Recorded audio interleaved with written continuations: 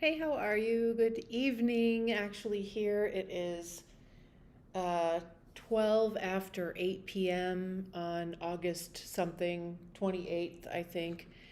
And wanted to reach out to you tonight. I hope you are doing well. We are live streaming if you're catching me live. Um, I actually have a pretty interesting experience to tell you about, and I hope that this helps everyone. This is something we all can be reminded of, especially if we're parents. So today I was out, and when I came home, I said to my son, "Hey, you want to go to Taco Bell?" He loves their Dorito taco shells. So we go and we drive over there, and as I'm pulling through the drive through, somehow as I'm pulling up to the window, I hit the curb and my tire pops. And I was sitting there, I'm like, what the F is going on? And so I'm like, well, let's hurry up and get this food. And then I pulled around, called roadside assistance, and it was going to take them like an hour to 2 hours to get there. And so we could have sat and waited. We've got Wi Fi in the car. He had the iPad with him. But I was like, you know what? Let me show you how easy it is to fix this. We can do this ourselves in 15 minutes. We don't need to wait for this guy. So we open up the back, and right there underneath everything, and every car is different, but there's all the tools there's the jack, there's the lug nut thing, and so there's the thing that winds the spare tire down. Oh, shoot. I forgot to put the cable up. Um, there's a cable that holds the tire in place, and I forgot to wind it back up. So I guess it was dragging behind my car all the way home. Shoot, I forgot about that. So anyway, uh, we got the spare tire out. We jacked up the car. We got the tire off. And then the roadside assistance guy shows up. And he's like, oh, wow, you guys, that's great. Kudos to you for trying to do this, but let me just jump on in here. And we were going to put the spare tire on the front, which is actually a real spare. So it's not the right size for the car. He's like, you can really, really mess up your car with these, newer cars if you have the wrong size tire. Even just going a couple miles can totally mess up your transmission. Although I drove across the country with two different size front tires because, long story, and it didn't mess up my car. But anyway, so he went ahead and took over and switched the spare to the back and the back tire to the front and put his really good jacks under the car so that it didn't move or go anywhere. And he had all of his power tools and the compressor and the whole thing. And the spare tire was only 1/3 full of air anyway. So we would have gotten home, but it would have been just a bigger mess. But bottom line is, I showed my son, this is how you change a tire. And he's actually done this with me before, but it's been many years.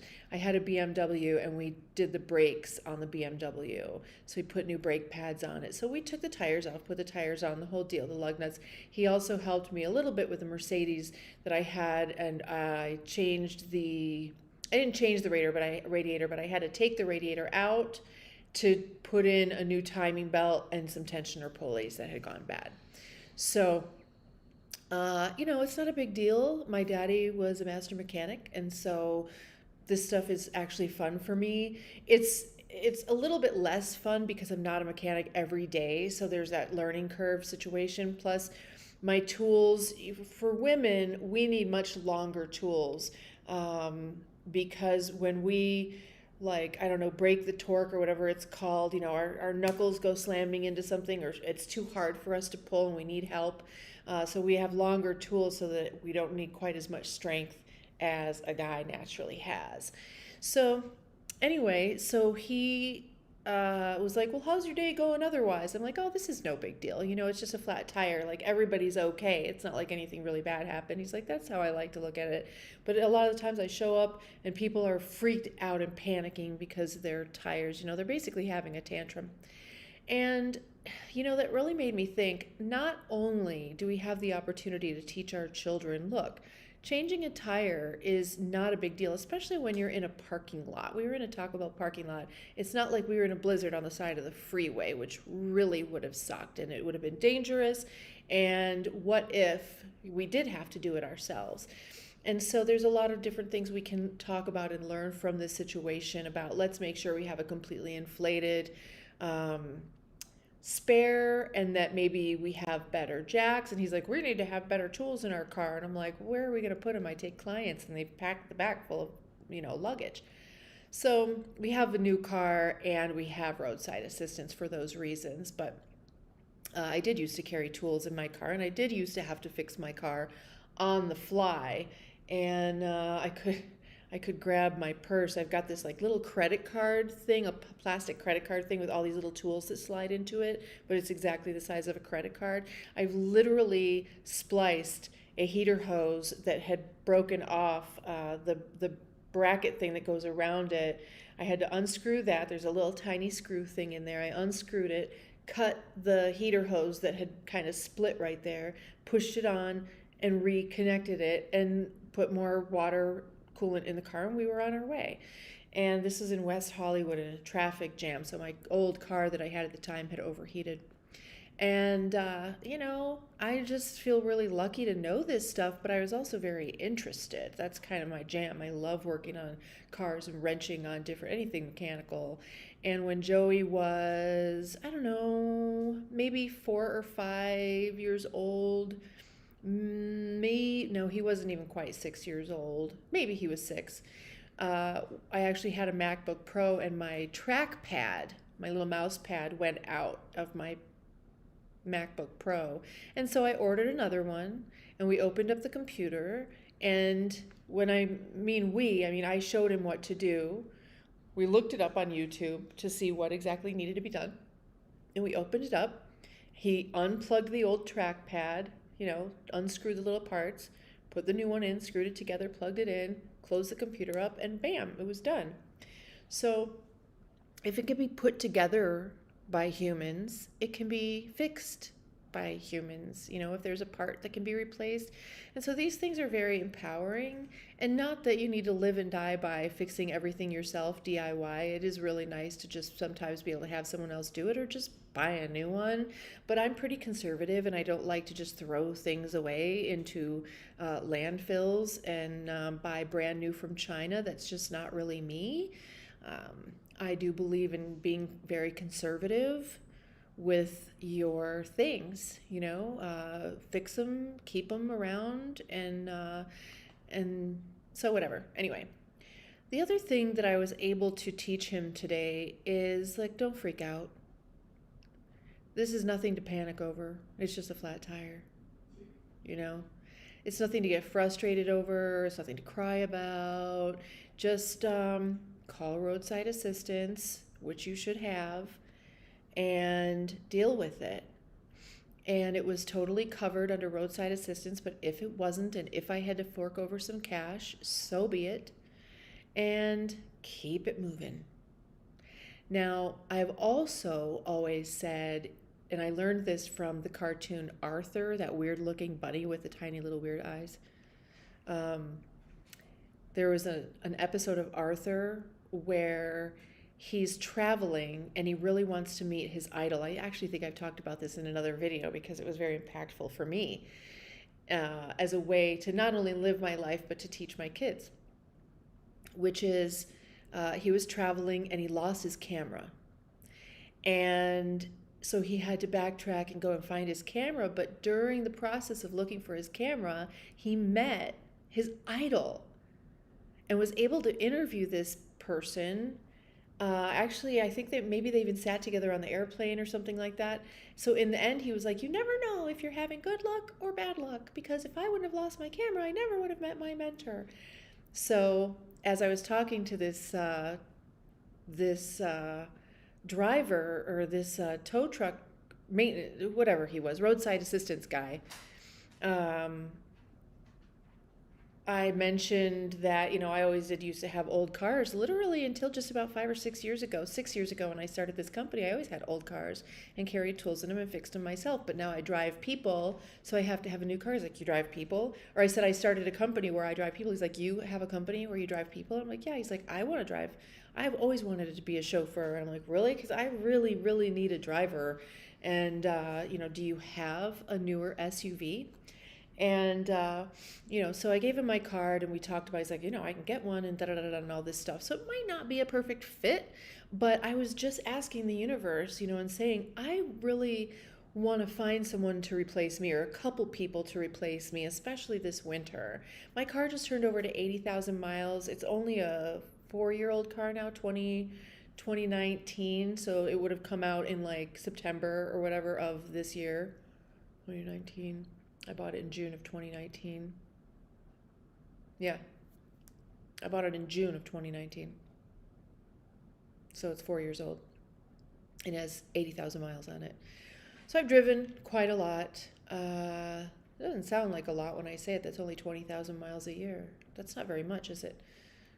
It has to be because I don't drive a lot other than driving my clients. Anyway, so, this could work out. I mean, this guy wants to do this and wants to be available full time. He would need to get a good car, or maybe, let's just let the universe align things so that, and he's happy to drive any time of day in any kind of weather and all this stuff. He's like, I've got a clean record. Of course, I do background checks, DMV checks, criminal background, and all that. But I said, it's like, you never know if you're having good luck or bad luck, because if I wouldn't pop my tire, I wouldn't have met that guy today. And for him too, he's like, well, I actually just say I've got dumb luck. And I love that. It's like, I've got dumb luck. So good luck, bad luck, dumb luck. I have good luck, really good luck all the time, even if it doesn't always seem like it. And so those are a couple of the lessons that I hope, with my son being being in this situation with me and observing how I handle things like this, where, look, there's really not a problem here. It's just a flat tire. This is just one of those things. Stay calm. It's no big deal. We've got Wi-Fi. Enjoy yourself. Let's see if we can fix it ourselves. And just keep it moving. Just keep it moving. Joey, do you want to talk about what you learned today? Anything at all? Nothing? What do you think about? What do you think about today and how it went down?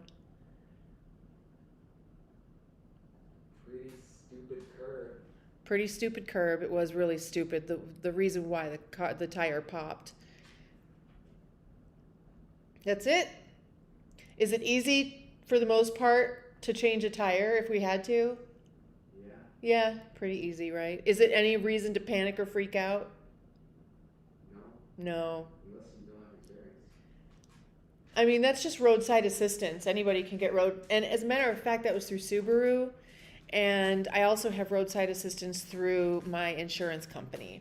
So, I mean, and probably even through, like, there's so much roadside assistance through, like, Apple and my phone company. I mean, everybody offers roadside assistance. It's just abundant. Most people don't realize they have a few different forms of roadside assistance. But yeah, they covered everything. And the interesting thing about my car, and this is why I rolled my window up right away, because they've got a little sticker that's on when you roll your window up, it's right at the bottom. So if your window's rolled down at all, let's say your battery died, you can't see the decal to call roadside assistance. It should be on the very top, but or on the windshield or some window that doesn't move. But I've had that happen before, where the battery died and the window was rolled down, and I was like, oh, I can't see the number. Anyway, is there anything else that you learned today, Joey? Keep power tools on you. Keep power tools on you. Yeah, he wants tools. He wants tools, and and that's when you have your own truck with a toolbox in it, and that's fine. If we didn't need this car for me to drive in, we might have a different kind of car. Who knows? Thank you.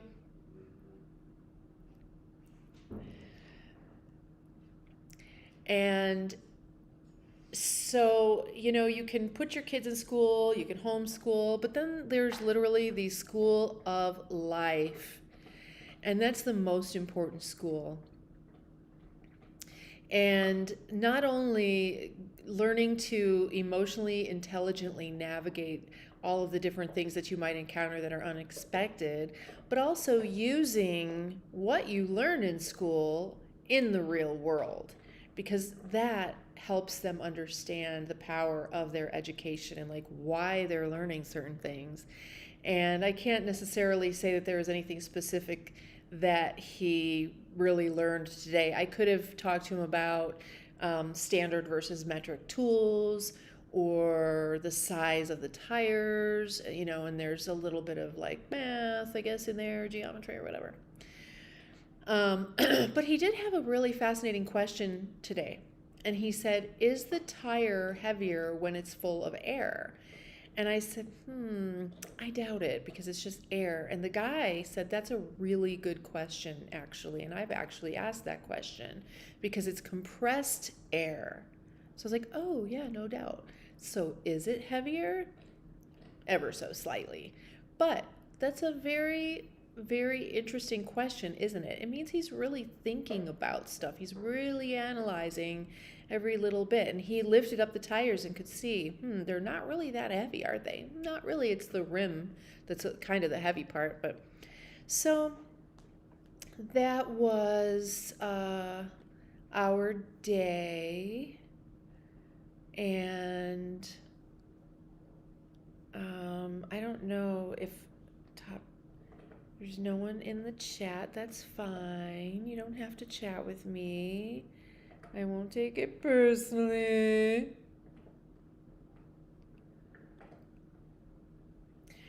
But that was what was happening today in our lives. So I hope I can inspire you to remember, especially when you're with your kiddos, that they are learning. Leave that kitty alone, you. They're learning. Look at this. He's in love with this cat, or he wants to eat her. I'm not exactly sure. Are you going to eat the kitty, or are you going to give her kisses? Huh? You're a good boy. You're a good boy. Well, come up and say hi. You say hi? Come on. Come on, Shadow. You say hi? This is Shadow.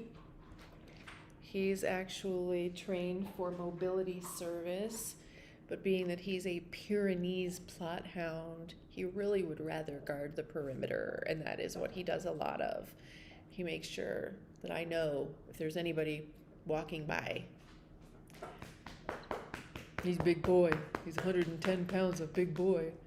Anyway, I guess that's it for this live stream. If you have anything to add or share, or you've had a situation like this where you were able to turn it into a teachable moment for your kiddos in any way, shape, or form, by all means, share that. I would love to hear